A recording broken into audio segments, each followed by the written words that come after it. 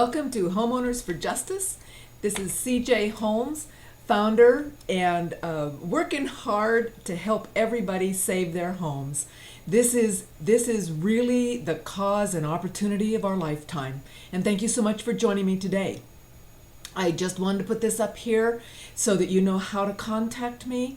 And truly, we're getting a lot of contacts, which is heartening.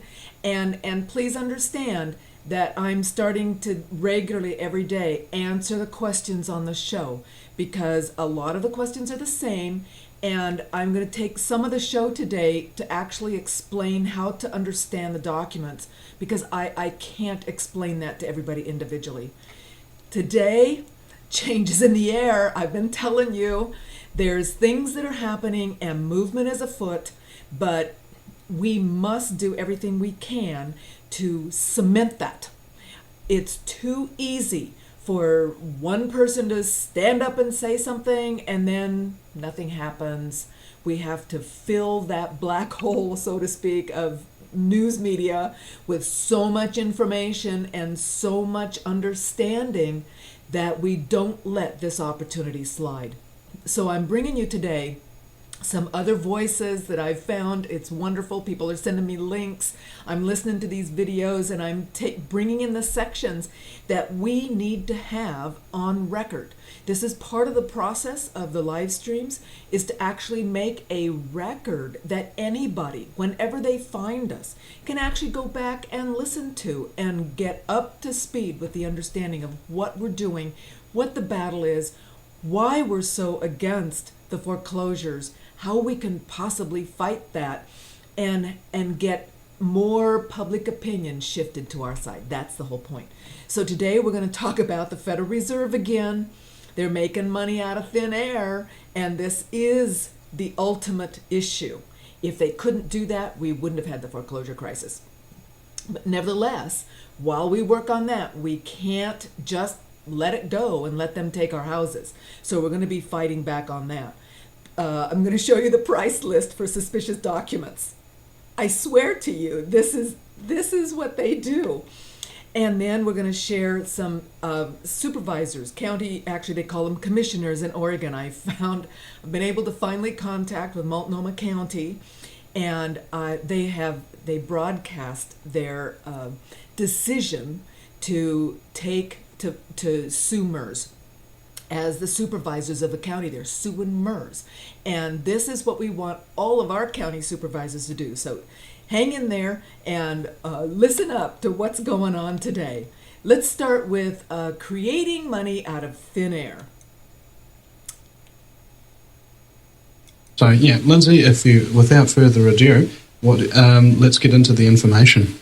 The Federal Reserve announced on Thursday, 1 week ago, September the 13th, 2012, that as of then, the Federal Reserve would begin buying $40 billion, not trillion, not million, $40 billion in mortgage-backed securities and treasuries each month indefinitely.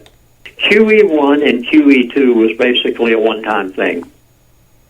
This is not once. This is $40 billion every month, indefinitely, September, October, November, December, January, on and on and on. Where in this world will the Federal Reserve get $40 billion monthly? And he said, you ready? Thin air. You heard me correctly. That's real funny, Lindsay, because when you said, they're going to come up with all this money, you're like, where are they going to get it from? I said, well, aren't they just going to make it up like they normally do? And the part that is so evil, I'm not going to even hesitate to use the word, indefinitely. Let me explain what it is that the Federal Reserve is buying. They're called mortgage-backed securities. Now, let's take that phrase and turn it around, and you'll easily understand what it is. It is a security that is backed by a mortgage. May I put it in simple terms? The Federal Reserve, as of last Thursday, bought your house. If your house is mortgaged, the Federal Reserve bought it. You say, but I own it. No, you don't. If you look on the paperwork very carefully, if you mortgage a house whenever you go to the lending institution and say, I would like to get a loan on this house, until the day that you make that last payment, you do not own that house. You do not have the warranty deed. The bank holds it. Well, they don't hold it anymore. The lending institution you got that mortgage with, whether it be Fannie or Freddie, whether it be Bank of America, Wells Fargo, Chase, I care not what it is, whatever the lending institution that you have your mortgage with, they don't own it anymore.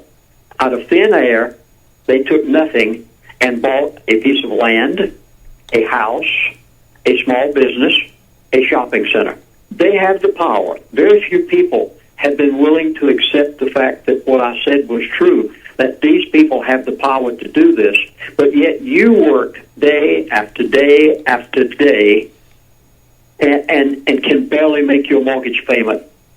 Every piece of mortgage real estate in the United States of America will be owned by the Federal Reserve unless they're stopped, unless somehow this can be brought to an end. That's another thing that I found very interesting about the language that they're using here. You remember the old, I think it might have been a Jefferson quote, is those who sacrifice their security, who sacrifice their liberties for security deserve neither. And so I define security to mean tyranny, right? And the word mortgage, coming from the Latin mort, from mortality meaning death, and gauge meaning grip. So when you talk about a mortgage-backed security, what I hear is a death grip backed by tyranny. No kidding. A death grip backed by tyranny. And they are creating fiat credit to take the land. This is a summation. This is another way of saying exactly what we've been saying now for over a year, and that is the powers that be in the Federal Reserve. Watch yesterday's live stream if you missed it. It's all about private bankers running the credit creation machine for their own benefit to transfer all the land wealth from the people to themselves. That is the point. Now, I wanted to also share with you something I read in the paper today, just today. Here's the paper, and I'm reading you an article because it has just exactly something to do with what he's saying. And it says, Fed stands by stimulus plan, takes no action. Here's the quote I want to read. The Fed said that it would keep buying $85 billion a month in treasuries and mortgage bonds to try to keep borrowing costs low and encourage spending. And I just want to bring to your attention, they've called them bonds, he called them mortgage-backed securities. It doesn't matter. It's essentially the same. Don't let the shift of these little words confuse you. And the 85 billion, well, that's over twice what they said in September. They're going to do 40 billion a month of the mortgage-backed securities or mortgage bonds, but that means they're doing 45 billion in treasuries, which means, and never ever forget, when we use the Federal Reserve money credits, remember, it's not US dollars. Take one out of your pocket and read the top line, and it doesn't say US dollar, it says Federal Reserve note. And as yesterday, so if you missed yesterday, go back and look at it.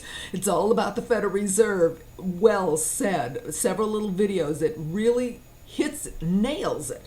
Every time they create this credit, or they create Federal Reserve notes that you and I use in our medium exchange to pay our rent, to pay our light bill, we have to pay interest on that dollar, on that note. I don't even want to call them dollars anymore, they're just notes. So I wanted to bring that to your attention. It's twice as bad as what we just thought about 4 months ago. Here's another article I want to bring to your attention, because here's one of the confusing issues that we all face, and that is so many different things are being said in so many different ways, and you try to figure out, well, what's true? So here's an article that I've gotten as a broker. It comes in my mail from agents, agent company, and I want to just quickly read some of the key points, and I'm going to link this in the comment section so you can look at it yourself. But here you go, the headline. Excuse me, Housing Revisited, on the road to recovery or slipping back into recession. And no one seems to agree. And here's some of the facts. If you scroll down in the article, it basically says that we've reached a major turning point. But down here it says, in U.S. News and World Report, the headline regarding the indices said the Case-Shiller said U.S. home prices continue to climb. And then the stock market wire played up this story. Flash, S&P Case-Shiller 20-city composite falls. So here's the issue. It's all about how, let's see, there's lies, damn lies, and statistics. I think that's what Roy Rogers said years and years ago. And when you look at the numbers, please, when you have questions, just email them to me and I'll answer them on the show. But the fact of the matter is, they go into some clarity here on this article, which I did like, and this is why I want you to read it. It says both headlines are correct. See? Because although their disparate views are creating confusion, but in November, 10 cities and both S&P composites posted negative monthly returns in November last year. But for the year, prices rose in 19 of the 20 cities. So both are correct. And it's just like when they say average home price. Come on, is that average home price in your area, on your street, in your city, in your state, or is that nationwide? And so now if it's nationwide, we're talking about New York, San Francisco, and some small burg in Louisiana. So please try not to be swayed by the headlines. I've always found, by the way, just a real quick aside, whenever you read something, always go to the last paragraph, because you often actually opposes the headline. Just try it. Read the headline, go read the last paragraph. Then you can read the stuff in the middle and see how they get from one to the other. It's really enlightening. Here's my favorite senator. I'm telling you, you gotta hear what Alan Grayson is saying today. I'm Congressman Alan Grayson, and I represent Central Florida, an area hard hit by the foreclosure fraud crisis. Foreclosure fraud can affect anyone, whether you have a mortgage, are paying on time, have income, or not. The average foreclosure hearing in a Florida court is only 90 seconds. Mistakes are common, and fraud is rampant. Everyone is familiar with dealing with a big bureaucratic institution. What is happening is that these big bureaucratic loan servicers are charging fees inappropriately, refusing to talk to homeowners by putting their calls through to call centers in India, and then foreclosing with forged documents once the homeowner has been drained of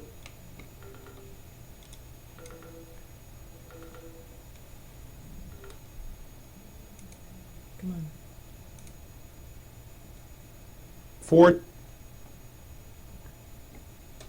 Come on, we're trying to get the live stream, the show to go. documents There we go. once the homeowner has been drained of all assets and even the will to fight. There's one set of rules for the banks and another set of laws for everyone else.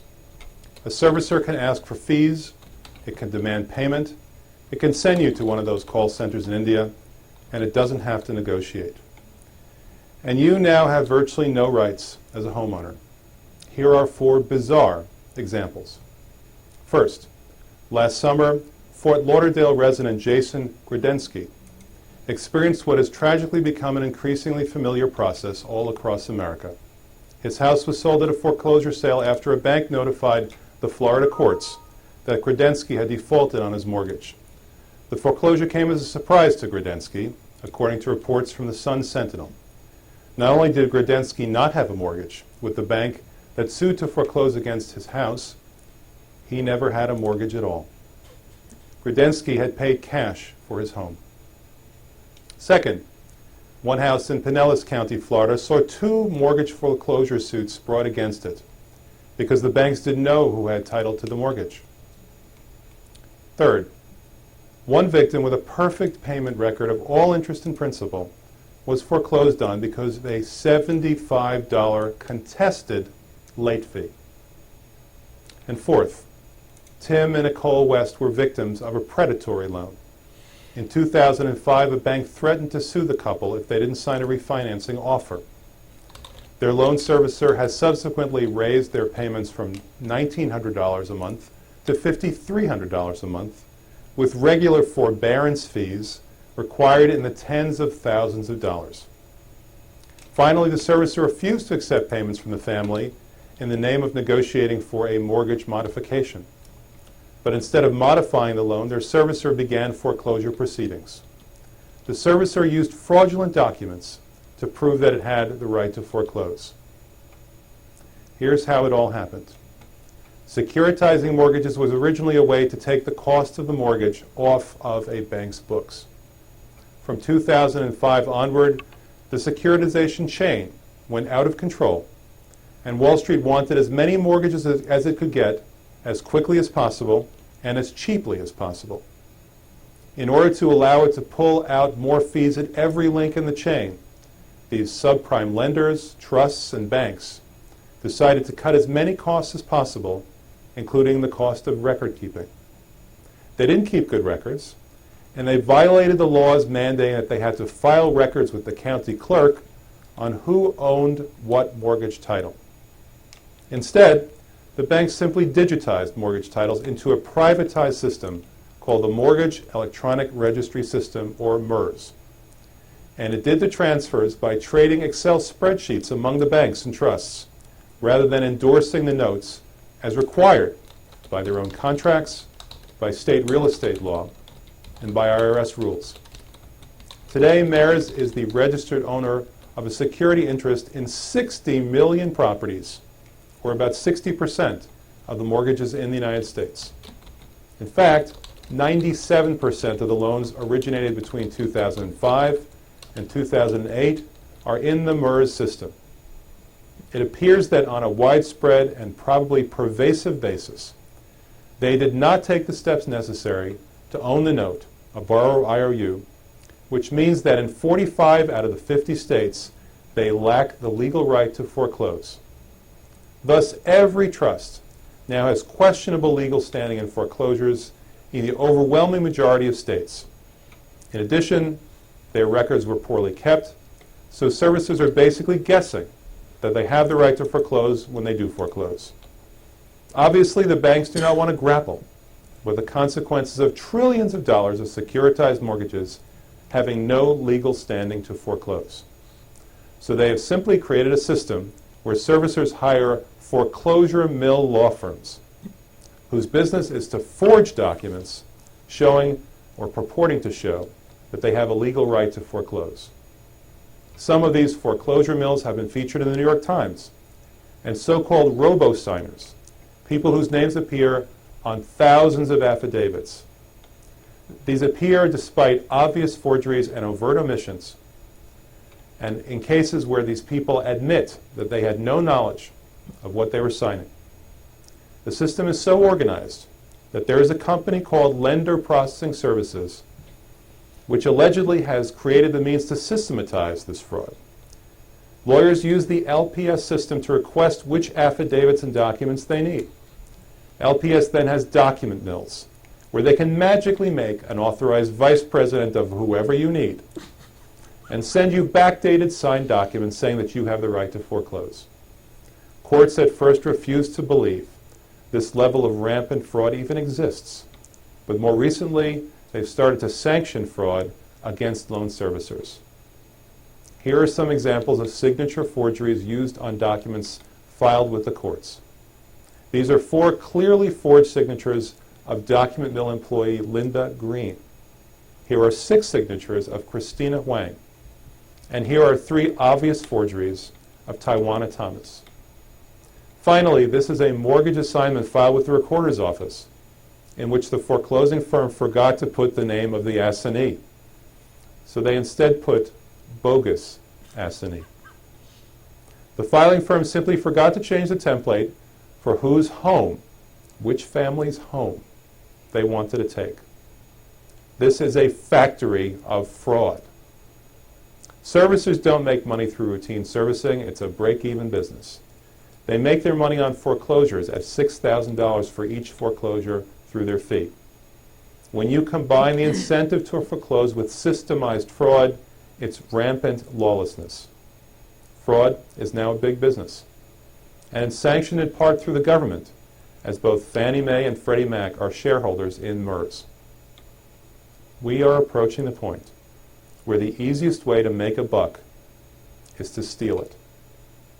The only way to end this plague of foreclosure fraud is to make sure that crime does not pay. I'm Congressman Alan Grayson. Thank you. And the question, of course, becomes, how do we do that? How do we make sure crime does not pay? He mentioned a couple of facts I want to say again. One is that 60 million properties still are in the MERS system, in this computer database, subject to these suspicious document mills. I've been instructed, if you've been watching the live streams, many people have found that if they use the word fraud when they talk to the district attorney, the attorney general, the supervisor, the ears just shut down. Don't want to hear it.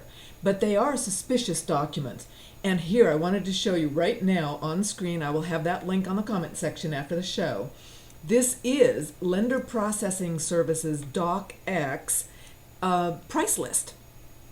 DocX can make you whatever document you need to give you that authority to foreclose. Look down here. To cure a defective mortgage is just $12.95 plus shipping and handling. Look down here. You can correct the existing title policy for $19.95. You can create a lost note affidavit. This is what so many people in court say. They demand the note. They finally are able to get to that point if they can. And then the bank makes up stuff. Well, the bank probably didn't do it. They just went to DocX and ordered it. They said, hey, correct this. Will you make me a lost note affidavit? It's $12.95. Can you create a note allonge for me, please? This is supposed to be the actual signatures of who owns the note, who actually did that bank sell it to, who bought it, and who did they sell it to and who bought it. That is what an allonge is. It's a list of the signings of the owners of that note. Hey, $12.95, create one. You want an allonge? Just order it. Now, we've talked before, and you can find that link on Stealing Our Homes, and also, I believe, on Legal Action by State. Florida shut down DocX. They got the founder of DocX, some relatively lower level person, to take the hit. And so she's pled guilty to forging foreclosure documents.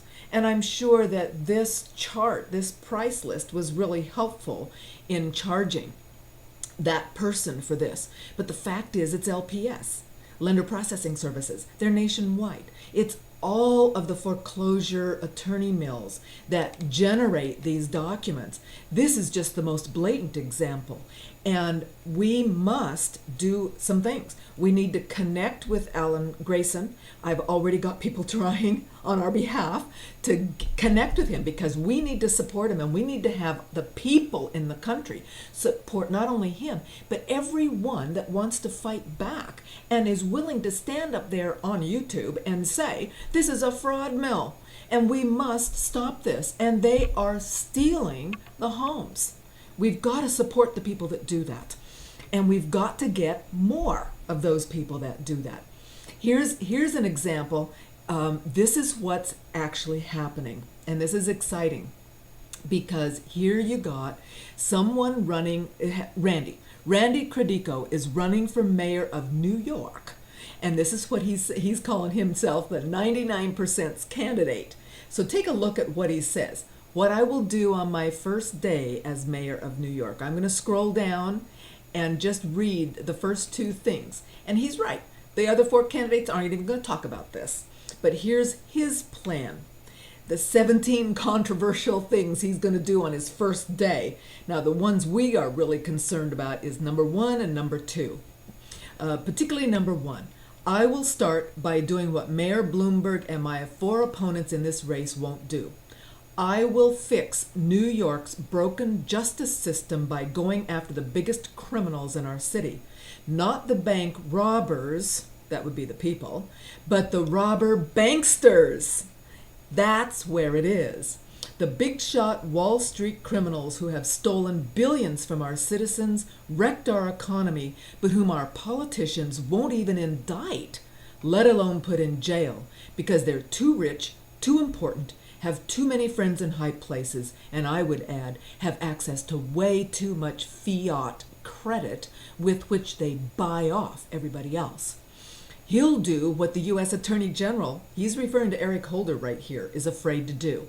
I will issue immediate warrants for the arrest of such allegedly too big to jail felons as Irene M. Dorner, President and Chief Executive Officer of HSBC Bank, which has admitted to knowingly funneling illicit funds to terrorist groups in Iran and other proscribed countries, as well as secretly laundering over $850 billion in dirty drug money to murderous Mexican cartel.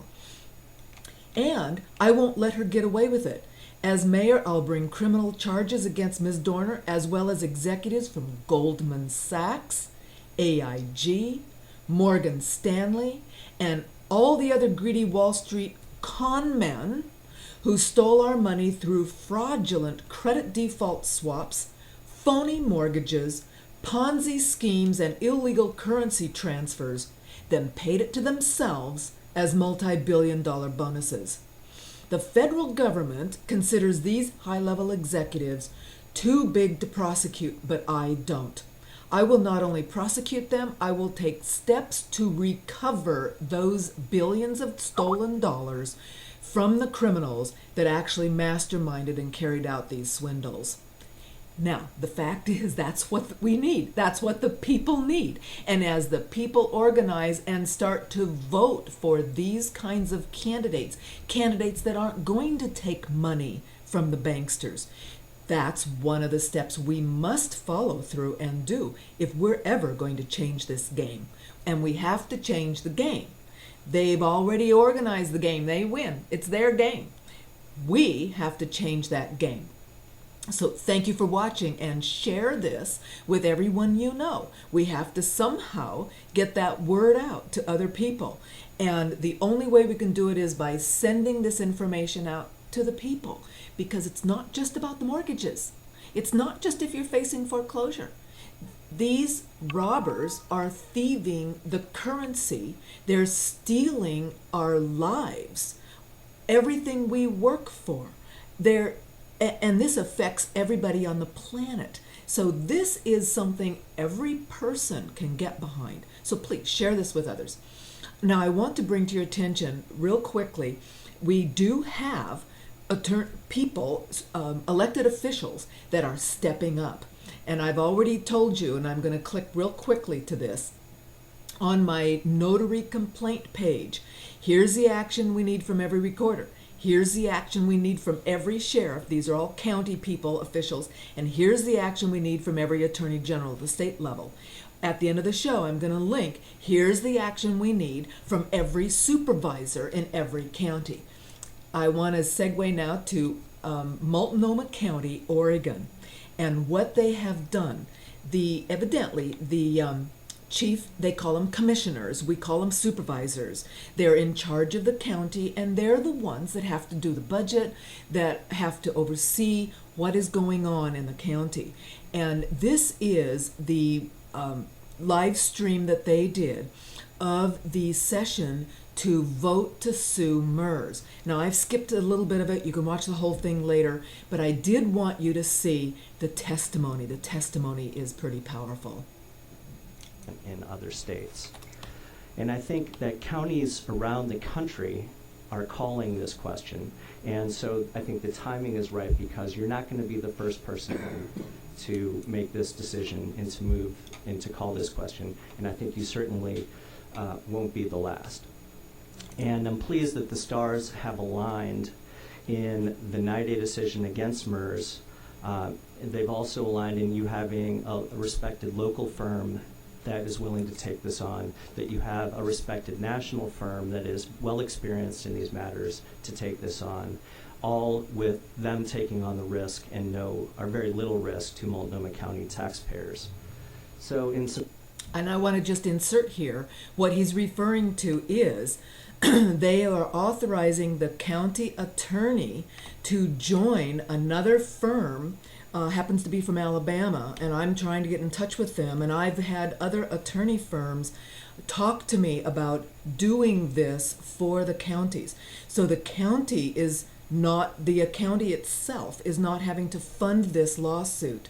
They are authorizing, in this case, filing fees up to $20,000, but they are authorizing the county attorney to coordinate and connect with an Alabama firm in their MERS lawsuit.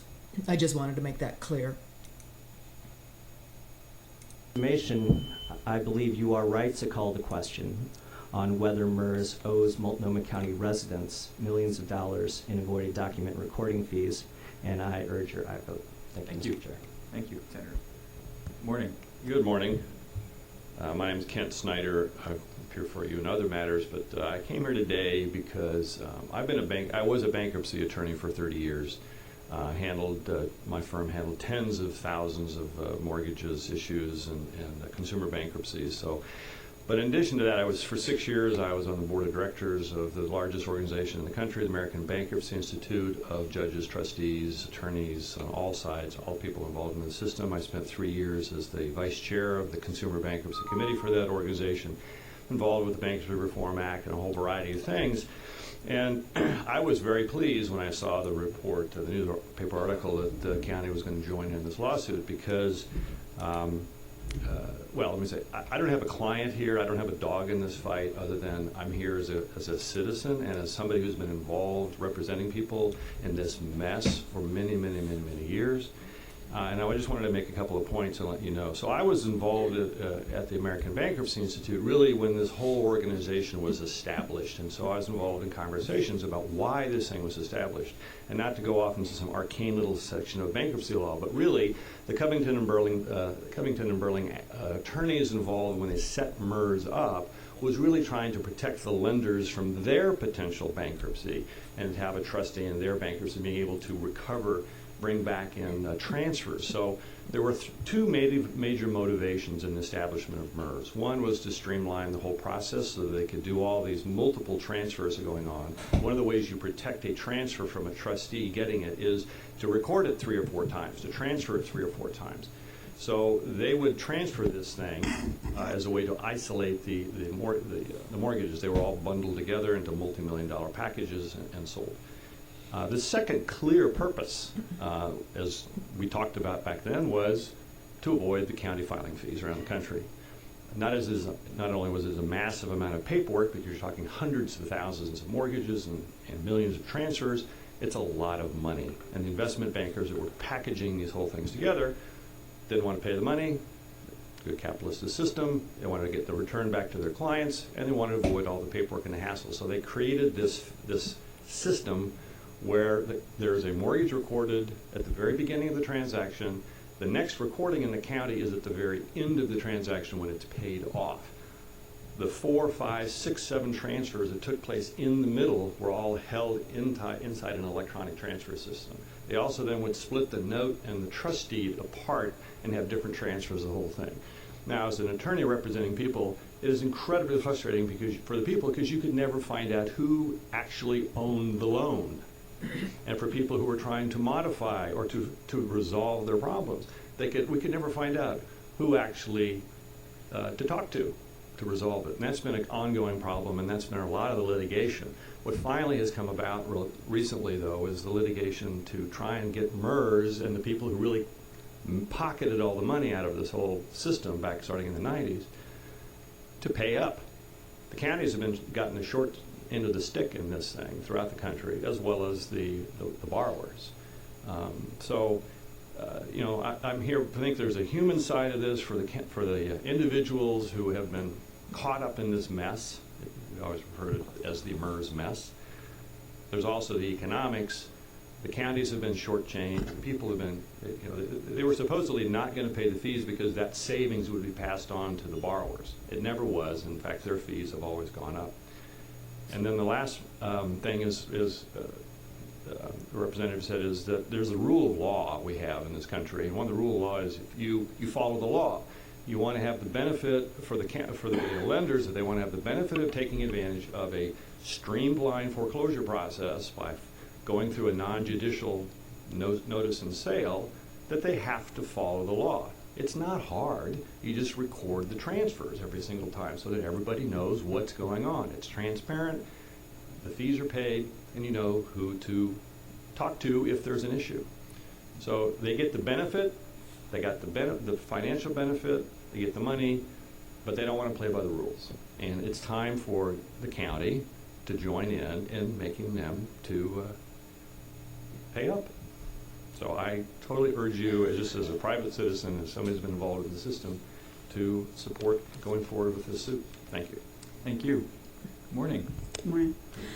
Thank you, Chair Kogan and Commissioners. I am Susan Hagmeyer. I'm the Legislative Assistant to Representative Lou Frederick, who could not be here this morning. I want to thank you for considering this option. We have been privileged to see a lot of the research on this, the larger issue of not only MERS, but the financialization of large parts of the economy. Win or lose legal action is an important opportunity to bring information into a public arena. That information might be hidden, it might be hiding in plain sight, or it may just not be understood for how important it is, so I hope you pursue this. This is a very large and complicated issue, MERS being a small but important part of it. It's so complicated that talking about it always involves oversimplifying and talking in metaphors. But lawsuits turn on particulars, and in the course of this, many particulars are likely to come to light and become part of a larger narrative. It's not within the scope of the time I have this morning or my expertise or the immediate question before you to address the financialization of our economy and how that's undermined the economy of goods and services, but MERS touches that larger issue in very many important ways.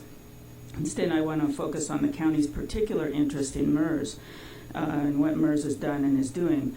Most discussion of this issue as a county concern focuses on the recording fees, as we've heard, that should have been paid, but that, while important, is one of those oversimplifications. The real problem is that in taking a fundamental function of county government and putting it into a private, proprietary software black box. The participants in MERS took control of this function, but of course they can't take responsibility. That remains here where it's always been. I have sat on a board of a public institution, and one of the things that always made me the most nervous was when we as public custodians had responsibility but not control. If, as many suspect, this goes deeper than a simple recording issue, and if, for example, people have been harmed or assets taken based on documentation that may or may not exist in MERS, particularly if resources of local governments have been used to effect those takings, the risk is enormous. If titles and deeds and the encumbrances on them are later found to be clouded, the legal morass will affect all of us, especially local governments. Now, there have been many attempts in Congress and numerous state legislatures, including Oregon, to retroactively bless the system. Doing so wouldn't make the problems go away. It would shift the consequences away from those who designed it and who already profited immensely from it to those who have been unwitting parties to it. That includes not just those who have signed mortgage documents, but also, more importantly, for you, the entities with the ultimate responsibility for maintaining reliable records of real property ownership. Thank you very much. Morning. Good morning, Chair Kogan, members of the Commission. My name is Arthur Towers. I'm the Political Director for Service Employees Union Local 503, and I really appreciate the opportunity to visit with you about this important issue. In my 12 years of doing political work here in Oregon, this is my first time coming before this Commission to testify. And I think that underscores the importance of the issue that you're considering. So please be gentle to me. We represent more than 50,000 workers across the state of Oregon, more than 5,000 who live here in Multnomah County. These include traditional state and local government workers, care providers for the elderly and children that comprise about half of our membership now, and also care providers in private nonprofit settings, several of which have contracts with the county and provide services to some of the people that you heard in the earlier presentation. I think that the timing of this discussion, directly after the timing of cuts in services and inadequate resources for vital services, is very appropriate, because this issue is one of good government and it's one of accountability. Our members pride themselves in fighting for quality public services, and that's what's at the core of this issue, as the previous speakers have alluded to. Those who are behind the MERS problems profited while crashing our economy.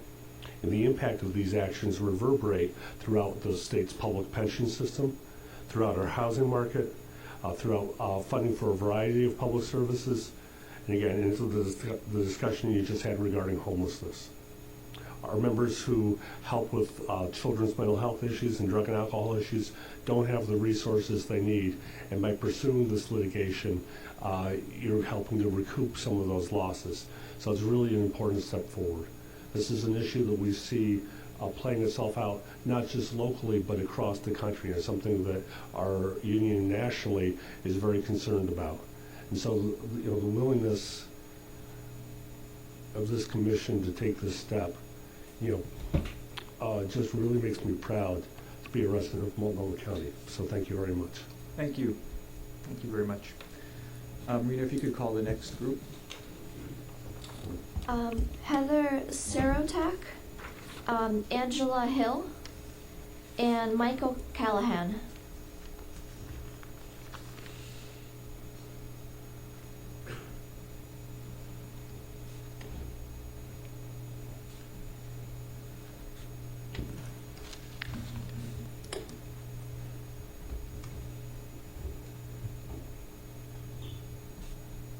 You can begin, ma'am. Good morning. Oh. Good morning. My name is Will Sirtak. My wife Heather asked me if I might step up. Our home was foreclosed 6 months ago, and we cited numerous inefficiencies and lack of proper affidavits in our mortgage. And we did start with MERS. Back in '04, the home was subsequently transferred to Washington Mutual and Chase. And we tried to pursue this in court to file for a unlawful non-judicial foreclosure. We did lose at summary judgment 2 months ago. We had a lack of legal representation, as we had a lack of funds. The banks, however, had plenty. They had 3 attorneys that we were up against. So we did lose. We were evicted last Tuesday on the 6th of November. We had somewhat of 40, 50 police, riot, SWAT, sheriffs, and they physically took my wife out of the home without allowing her to get her medication. She's a 58-year-old grandmother with cancer.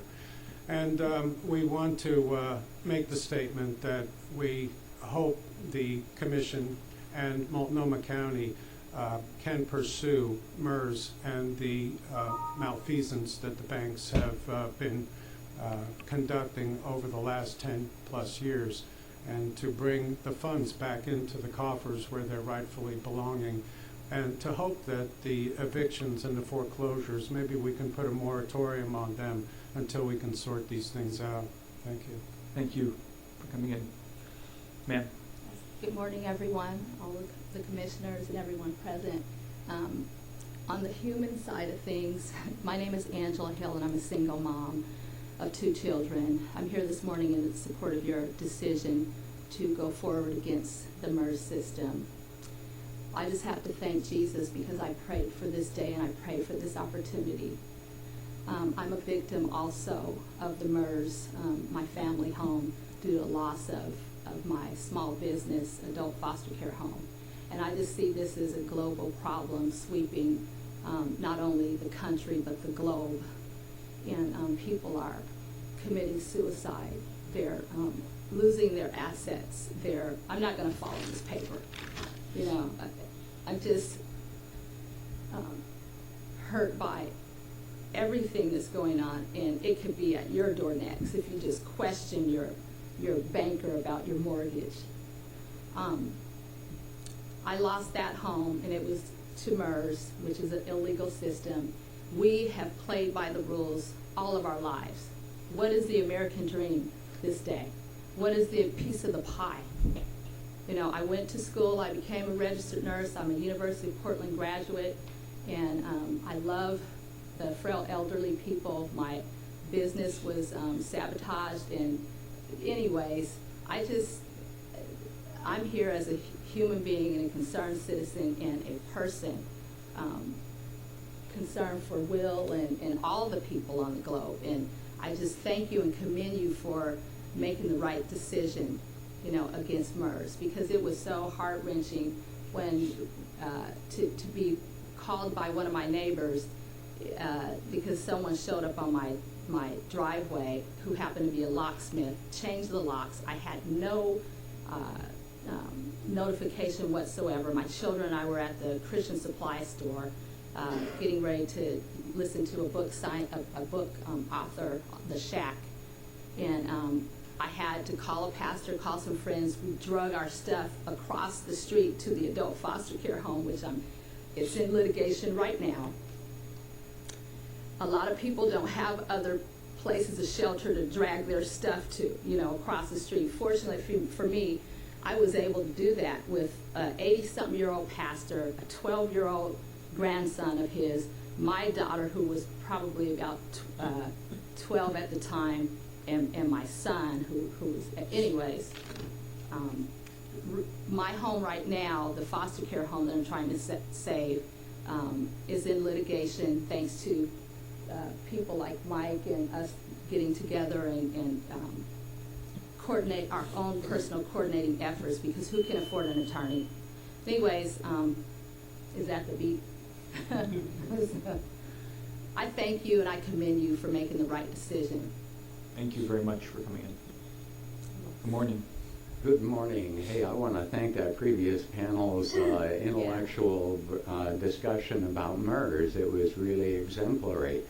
I mean, it was, that's what it was, okay? And I appreciate that you're suing the banks too, because MERS pocket isn't that deep, okay? A lot of counties are going to be lining up and doing that. 60% approximately of the foreclosures nationwide were under the MERS umbrella. So that probably dictates here in Portland that it's or the county, you know, that's approximately the same. So Vermont study, University of Vermont did a study of MERS compared to the county records and found that MERS was 63% accurate. So probably about a year ago, Freddie and Fannie stopped using MERS for that reason. They're not accurate. One thing you should know, the state of Washington Supreme Court has issued on MERS 9-0. MERS can't be a beneficiary. Okay, so I would suggest to you a couple of things, please.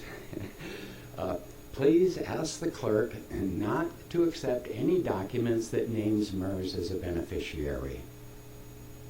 Okay, let's be morally consistent in this process, please. Stop these foreclosures. That'll stop 60% of the foreclosures going on. Okay, and the earlier panel here was talking about homelessness. Hey, those thousands of people have been kicked out. Where do they go? And if they got a family, how can they keep their family together? Okay, a home is a fundamental thing. I think that's my phone going off. I forgot to turn it off, sorry.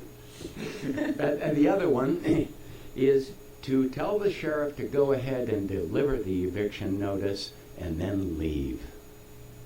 Okay, he is bound by law to deliver the eviction notice. There's a sheriff in West Virginia that refuses to evict. Okay, now the same thing happened in the Depression. Okay, a lot of states in the United States stopped all evictions. So anyway, thank you for the time, and I appreciate you having the fortitude to take on a big player in the game so that we can win some money here in the county. Thank you very much. Thank you. Any others, Marina? Debbie Austin and Barbara Quinn. While we're waiting for them to take their seats, I am going to verify what he just said in California and in other states. Is it only the sheriff has to deliver and not evict? Big question. My name is Debbie Austin, and I am working with We Are Oregon to help my family and other families fight against the millions of illegal foreclosures here in Portland and across our nation. I am here to give a human face to these unnecessary foreclosure, and it is my hope to show that foreclosure is a moral issue, not, quote, well, this is just business. These banks and mortgage pools need to be exposed for what they are, and that is corporate greed. And the MERS situation is a perfect example of this. My husband and I, like many others, are not deadbeats. We've lived in our home for 26 years. We pay our bills and live simply. In fact, we have not had a vacation in 3 years, but I bet the bankers have. These banks and mortgage lenders do not want to help people. I know this personally. They have sponsored laws to favor them, not their customers. Did you know that banks pay no taxes on foreclosed homes? They put no money into our communities through taxes. They have hundreds of lawyers working for them, but we couldn't even afford one. So we have taken them to court on our own. These courts, that is our courts, scoff at us, and though I have personally shown proof that I paid all my mortgage payments, the judge still allowed the foreclosure. The judges won't listen, but instead demand we get a lawyer. These are not isolated cases. This is a true epidemic. I ask you to stand with us and thousands of others who are being ripped out of our homes, our communities, tearing apart our very lives. Tell the banks, legislatures, judges, any and all who have ears to hear that this is wrong and that you demand justice. Together we can make this happen, make our nation and our people strong again and in unity with liberty and justice for all, not just with liberty and for justice for all who can afford it. I fully support the County Board of Commissioners holding banks accountable and suing MERS. Thank you. Thank you. Good morning. Good morning. My name is Barbara Quinn. I'm a neighborhood activist in North Portland, and I'm here as a community member. And I'd just like to say that as a community activist, I've noticed that the foreclosure crisis has had a very negative effect in general on our neighborhood, and especially in St. John's. And we have some empty homes that are not actually being dealt with and are creating nuisances in our community, as well as the human cost of seeing our longtime neighbors lose their basic shelter.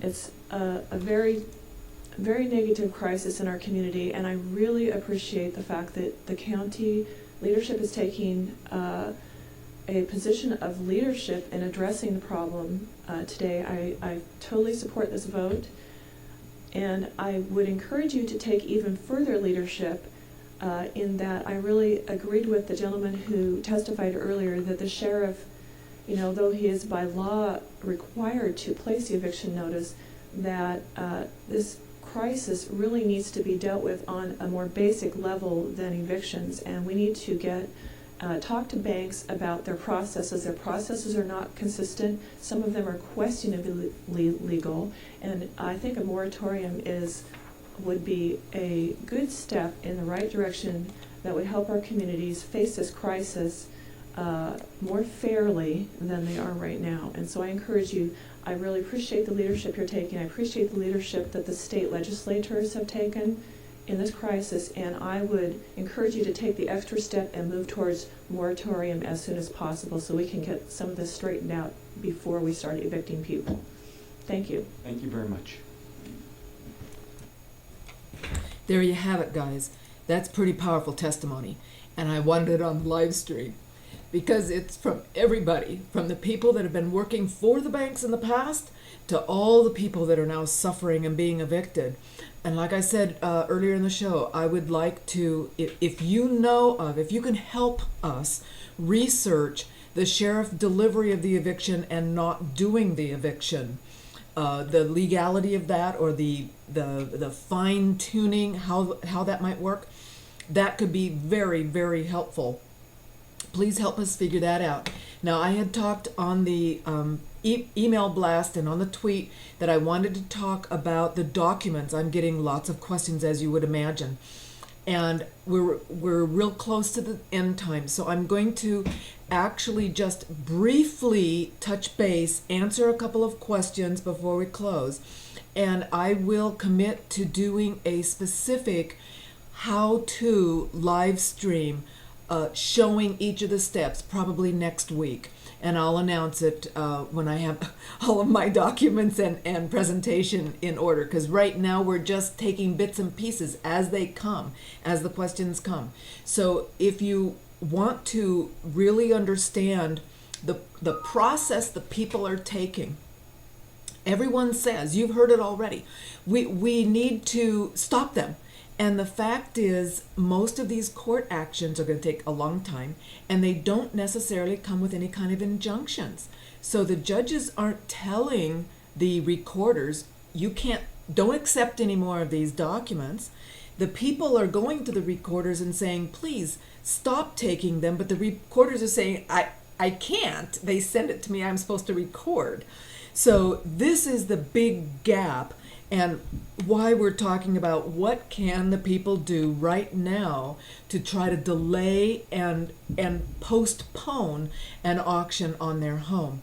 So the first thing, of course, is the OCC complaint. Please do that. Click onto that page, fill it out on the website, the OCC website. I've got the OCC, the Attorney General for California, and the Consumer Finance Protection Bureau links to their websites. You can complain in all three places. I recommend you do that. But it's the OCC that the mega banks pay attention to. And remember, this is for mega bank securitized loans. This is not if your loan is with a credit union, not if your loan is with a private individual. These things and issues that we're talking about, MERS, is specifically for the mega banks and their securitized loans. So now when we go to the notary page, right here, I've actually just this morning added an example recorded document list. And this is what I see when someone emails me, and they'll often not give me the address. And I say, oh, come on, what's the address? Give me the address. I will go on to Foreclosure Radar. I subscribe, and this is basically what I see. And I've cut out the name and the APN. It doesn't matter whose property this is. It's all the same. I wanted to just notice real quickly. So if you send me the address, I'll send you your printout. If the bank has not taken it back, you're going to see something like this. And so in this case, it's in auction stage, but that's 2 weeks ago now. And so because it's not changed to bank owned, it might be in limbo land. That means to me that maybe this person filed an OCC complaint. Maybe this person has gotten a notary complaint sent over to the foreclosure trustee legal department, and maybe they've just said, okay, we're stopping. Or maybe that person's in the middle of a loan mod and now they can't, quote, dual track. So we don't know what's going on, but we can tell that it's usually these dates are pretty accurate. So something seems to be going on. Now, on this form, you quickly see who the trustee is and the phone number. So that's real helpful. And so many people get so many documents. They get 15, 20 of the same document from the trustee. They're totally confused. So this can be a real helpful little guide. I use it all the time, and I think every owner deserves to see it. That's just my opinion. This will say who the lender is on the record when they filed this information. So what's said here, America Servicing Company, may have actually really nothing to do with who really is on title and who really does own the note. And like we've already heard repeatedly, you can't find that out. It's too confusing. And that is the point. They smoke screen it, they take it. What are you going to do about it? That's their attitude. And then the transaction history is the list of recorded documents, except they don't list trustee substitutions. So there's no list here of substitution of trustee is the title of the document. We just call them trustee substitutions. So you're going to have to find those yourself at the recorder's office. So what I wanted to point out is that the first loan, you notice the date, September 28, 2006, and you see this number I have circled. That is the document number, and the way they record documents is the number 2006, generally the year, and then maybe some zeros in there. 648052 would be that deed of trust. So then when you go down to this assignment, when you go to the recorder's office and you look that up, whatever, and this is just an example, and yours are going to differ, but you understand what I'm saying. Then on this assignment, you need to verify, because that's this assignment number, but on the assignment is going to be a reference to this number. Each one of these, the substitution, the assignments, the notice, NOD is notice of default, NTS is notice of trustee sale. Each of these you can verify by just glancing through the verbiage and see if this document is referenced.